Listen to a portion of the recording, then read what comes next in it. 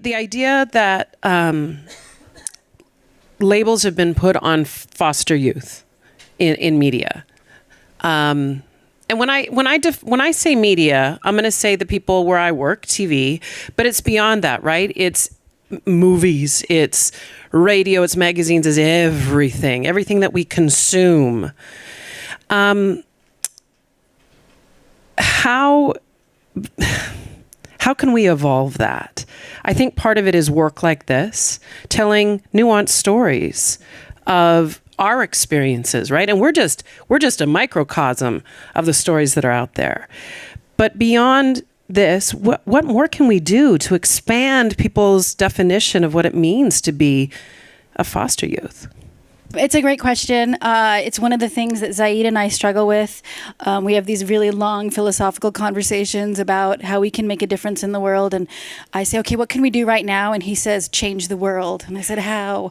So one of the things that we decided to do, and this all started with a group of youth in care who were at a dinner and had a conversation about how they think the media views them in a negative light, and that sets them up often to go out into the world and face people who have a preconceived notion of who they are.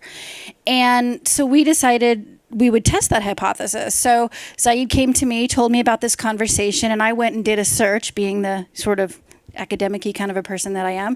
I went and did a search of the database and found that while there have been some studies that looked at perceptions of the foster system, and there's been studies on the perception of foster parents, there has not been a study on the perception of youth in care. So we decided to do one ourselves. So we worked together with some other folks, and we conducted a survey of 2,500 Los Angeles County residents.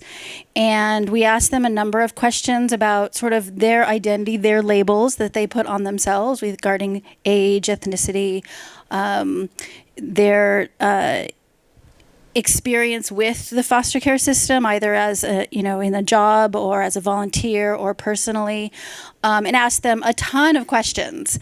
And there's so much data that came from this survey that we're still in the middle of processing it and trying to figure out what it all means. What kind of highlights can you give us? But we have some highlights for today. I like highlights. And I will add, this is the first time we're sharing this publicly, so we're really excited. It is preliminary, and of course these results can change as we do further analyses, but we wanted to sort of set the context for you by starting with your poll question, which was one of the questions in our survey. And you can see in blue, those are your poll results. So I'm gonna have to turn my back here. These are from tonight? Those are from The blue is from tonight. Wow. And the black percentages on the right. So first you see the percentage for the blue bar, and then on the right to that, we just added in to this chart the percentages from our 2,500 numbered survey. So you can kind of take a look at how you compare. And I wouldn't mind throwing it out to the audience to see if you have some thoughts about what you see. What did the general public perceive about youth in foster care and their portrayals in the media? And what did you in this room think? What looks the same? What looks different? What kinds of thoughts do you have about that? Oh, right down in front here. Thank you. Hi, my name is Lenora. I just have a question. So I grew up in foster care, but by way of kinship. And when I look at this, I'm from Wisconsin, by the way. I grew up in Milwaukee in the inner city.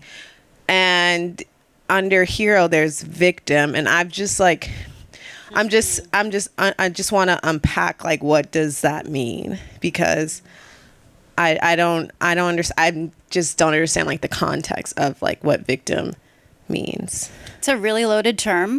And so one of the things that we did is by putting some of these loaded terms intentionally into the survey, we left it open for the respondent to make their own interpretation. So we don't have an operational definition that's right or wrong for what that term means. For each person, it means something a little bit different. For some people, it's a negative connotation. For other people, it's a positive connotation because they look at it more in terms of something was done to them and they're still here to talk about it.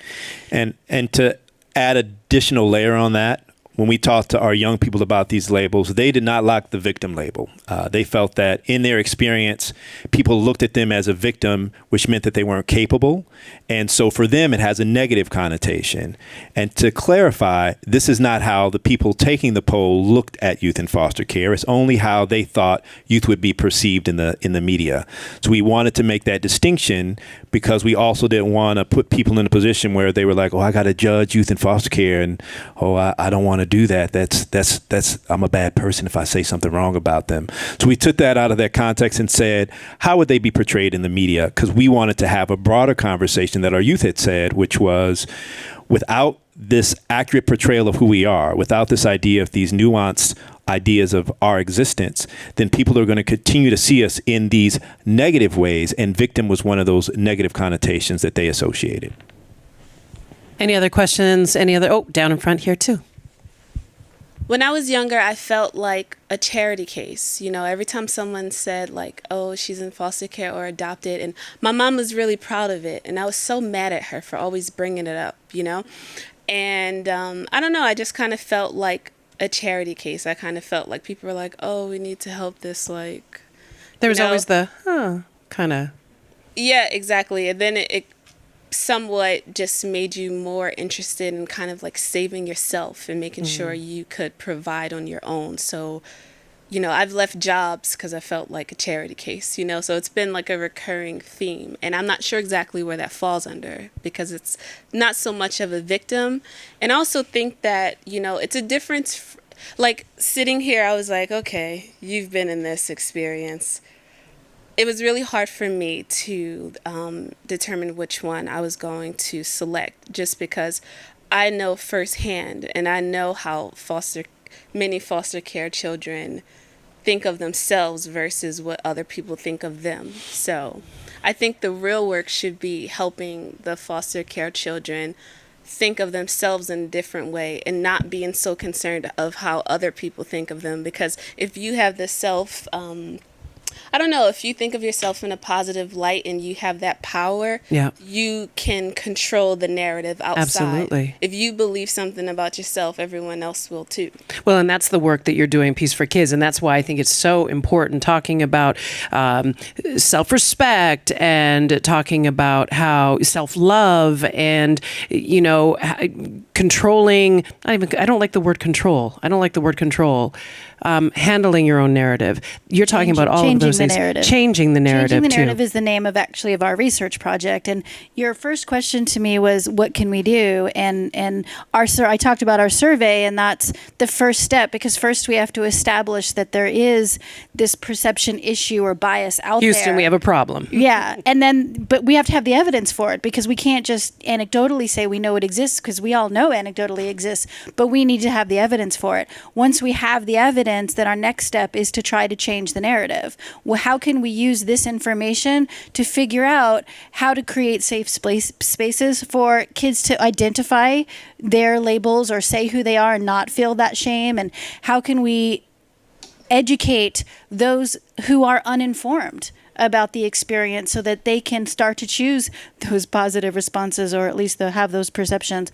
So that's the next chapter of our work, but first we have to finish the first chapter.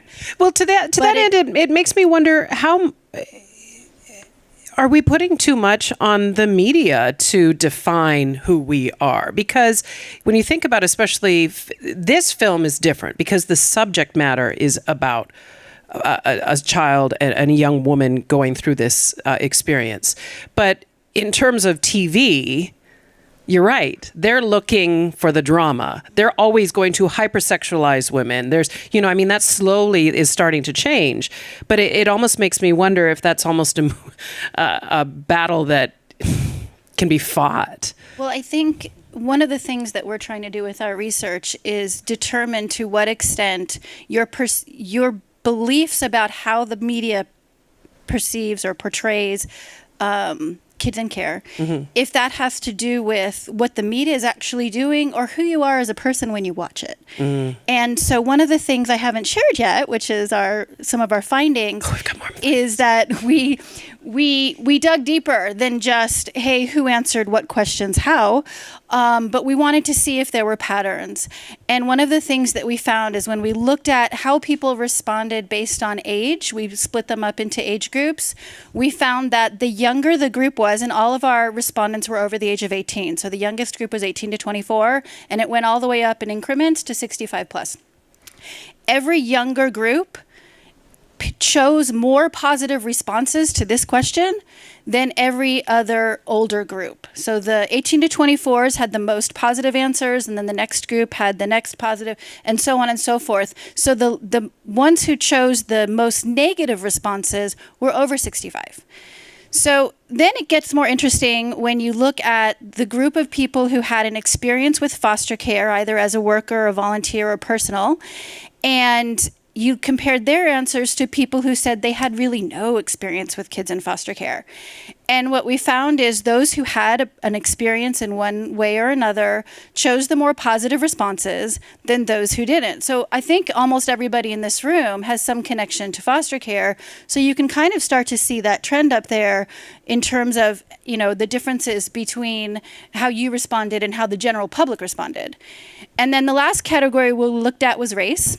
And we found that African American respondents and Hispanic Latino respondents chose the more positive responses. White Caucasian and Asian Pacific Islanders chose the more negative responses. So the question we have to ask ourselves then, is it what the media is doing? Are these groups watching different shows? Or is it that there's something going on with how they're perceiving the characters and the storylines that they're watching? Jordana, you had a thought. I was just Don't forget your microphone. Oh, sorry. I have a loud voice. Are the people being polled all in care? The people are the general public. So I see. these I didn't are know if you meant here versus general public, but all in the care. blue answers are here, but the survey responses are the findings that I was just sharing, and that was all because I didn't have time to analyze this.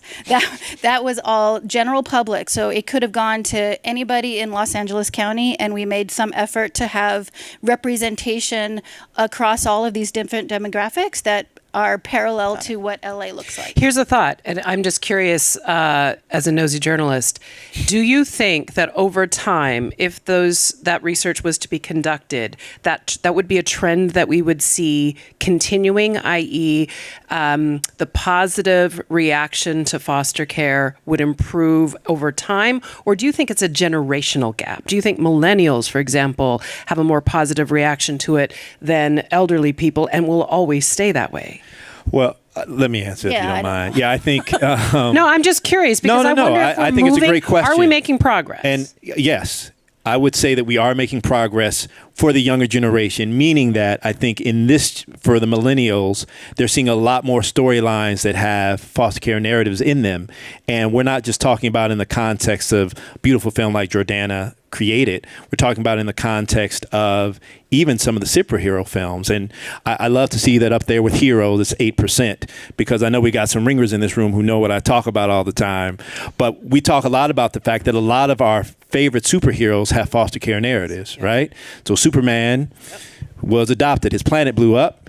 Came to a family in Kansas, right? Spider-Man was in kinship care. His parents passed away. He was raised by his aunt and uncle. When you think about the experience of Batman, his parents were killed. He was in a non-relative caregiving situation because his butler took care of him. And then lastly, my favorite example is the X-Men, right? In the X-Men, you have all these young people who've been ostracized because they were different, right? Because the way that they saw the world and the way they participated in the world made them feel different than others, and they were not allowed to belong. And then they get to go to this group home where they have this experience with each other.